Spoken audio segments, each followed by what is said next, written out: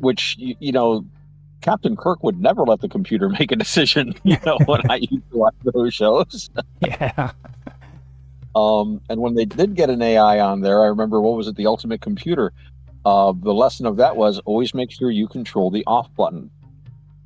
That was always the thing with me, with like, oh, AI is going to take over the world. Not as long as there's an off button, just pull the plug. You can't. I've actually made a few joking songs about that here recently. You've been seeing an uptick in people talking about having these online relationships with artificial intelligence. So I kind of did a twist. I made the AI love songs. And I've got to tell you, I have had some really, really good fun on that. It's just been really enjoyable, because Oh, and man. it is, Uh, I started doing that, and the reason why I started doing that was because I've been also having this conversation with Mark Edworthy about artificial intelligence, and he's always called it just branding. He's like, well, everybody's calling artificial intelligence has been around for a while, so what they've done is they just started rebranding what has already been out into something that they could promote. And I started doing the research into this whole topic, and it took me all the way back to when computers were first created. Okay, when we hear about like artificial intelligence, we need to understand a lot of the discussion that's being talked about it's actually has more to do with the whole concept of a computer. Like computers were first created or set up and built so that it could actually try to think like a human being, and in order to think, and they did that in order to make it more compatible with the way humans wanted to do things on, you know what I mean? right, yeah. So the computer by itself is automatically trained to behave the way that its user wants it to behave. Uh-huh. It's just That makes sense. it's just now on with what we have now. Think of that on steroids. Ah. You know. Well, yeah, I guess they always had this as a target, and I guess it's always what they've been working for. And I know a lot of the tricks and the the hoops and things that the AI can jump through is basically just like you said, it's on steroids. It's just what the computer has been doing, only doing it a lot faster, a lot better. And I've heard the AI described as basically a lossy Google search, combined with an autocorrect. And actually, if you think about, I mean, under a strict, definition of artificial intelligence, I mean, the door that opens at the supermarket, that's a very standard stimulus response. You step on the weight sensor and the door opens because a contact is closed. It's a very, very simple kind of artificial intelligence, but it's not really intelligent, the way we are. It's, and somebody pointed out, every time something new is invented, they always model the brain on the most complicated thing. I remember, the brain used to be compared to a loom. A loom was the most complicated, the Jacquard looms with the little cards that later became IBM cards. So the brain was that enchanted loom. And later on, it was compared to a telephone switchboard. That was the most complicated piece of electronics. And then, of course, when computers came out, the brain was suddenly a computer. And that's where you had the convergence, because, as you point out, they were trying to make the computers more like humans. And that's perfectly natural, because you want something that you can work with and that you can understand. But you got to be careful not to let the metaphor go too far. I mean, somebody once said that the brain can be modeled by a computer if you like, but the brain is not a computer. Ultimately, the on-off, zero ones is, we're a little more complicated than that. That might get into that trinary instead of binary, that third thing that you'd like to talk about. Oh yeah. It's about when well, it even gets into Buddhism too, actually, because we've been having spiritual conversations about that too. But Yes, it has to do with recursion, complexity, and in previous conversations, I've forgotten to always mention that it also has to do with paradigms. We talk about paradigm shifts and things of that nature, but that's right, also involved in deep learning. Computers have to learn how to shift paradigms in order to think fast. You know what I mean, and think off the cuff.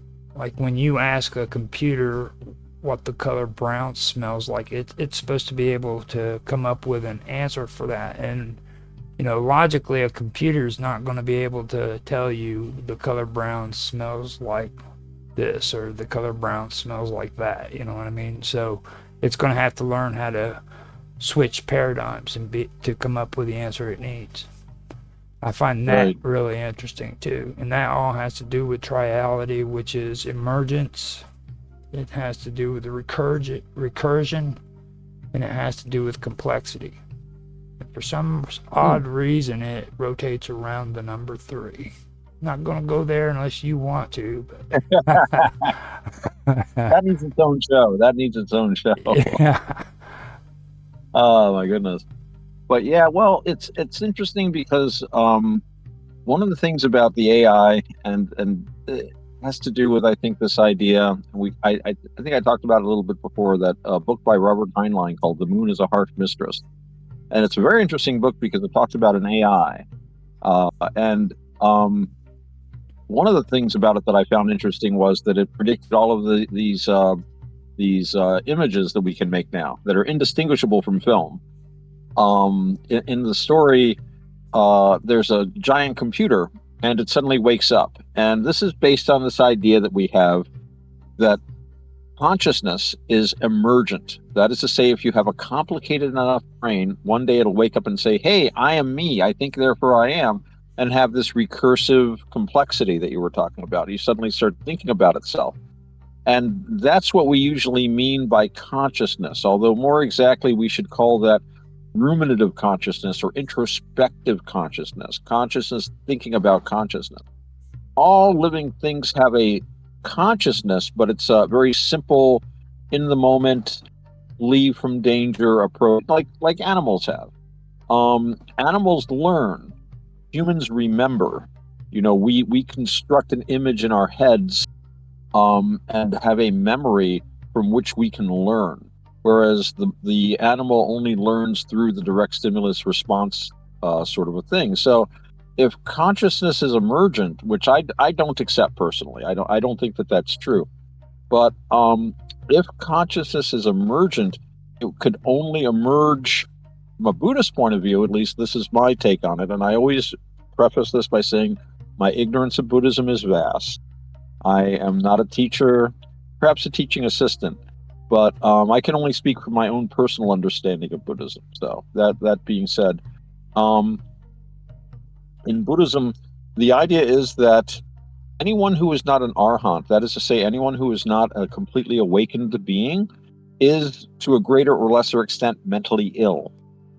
Um, the only moment that actually exists is now. And unless our minds are completely focused here and now and coping with all of our memories and projections and this and stuff, sitting in our power seat of the moment, we are to a certain extent insane, because if we're not living here in the now, we're living in our heads. We're living in it's been called a becoming. We take on an identity in this imaginary world in our heads, and we spend more time thinking about what someone said to us, or about a song that we like, or about a hope to get an ice cream cone or something in the next hour or something, than we do with what's actually happening around us.